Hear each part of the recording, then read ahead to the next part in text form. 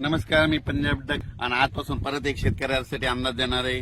राज्यातल्या सर्व शेतकऱ्याला सांगू इच्छितो की राज्यामध्ये काय करा, आता लहान मुलाची वयोवृद्धाची काळजी घ्या. कारण की राज्यात आज सातारा सांगली तसेच नंतर कोल्हापूर राधानगरी या भागामध्ये 2-3 जिल्ह्यामध्ये पाऊस पडणार आहे, म्हणून हा अंदाज लक्षात द्यायचा.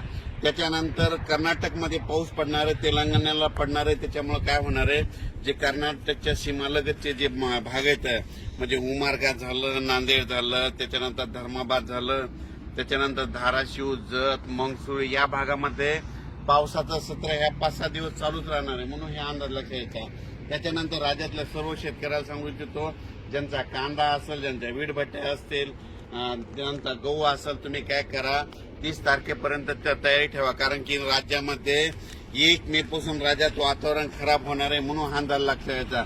सांगायचं झालं तर मधल्या याच्यामध्ये उत्तर महाराष्ट्रात देखील 1 मे 1, 2, 3च्या दरम्यान एक पावसाची शक्यता आहे, म्हणून उत्तर महाराष्ट्रातल्या शेतकऱ्यांना अंदाज लक्षात यायचा. त्याच्यानंतर पश्चिम महाराष्ट्रातल्या शेतकऱ्यांनी 1, 2, 3च्या दरम्यान पावसाची शक्यता असल्यामुळे त्यांनी हे देखील आताच पूर्वकल्पना म्हणून अंदाज लक्षात द्यायचा. पण नागपूरकडल्या सर्व शेतकऱ्याला सांगू इच्छितो, योगायोगानं मी तुमच्या भागाकडे आहे म्हणून तुम्हाला सांगतो, 30 एप्रिल पासून 1, 2, 3च्या दरम्यान तुमच्या भागाकडे वादळी वाऱ्यासह चंद्रपूर, वर्धा, नागपूर, भंडारा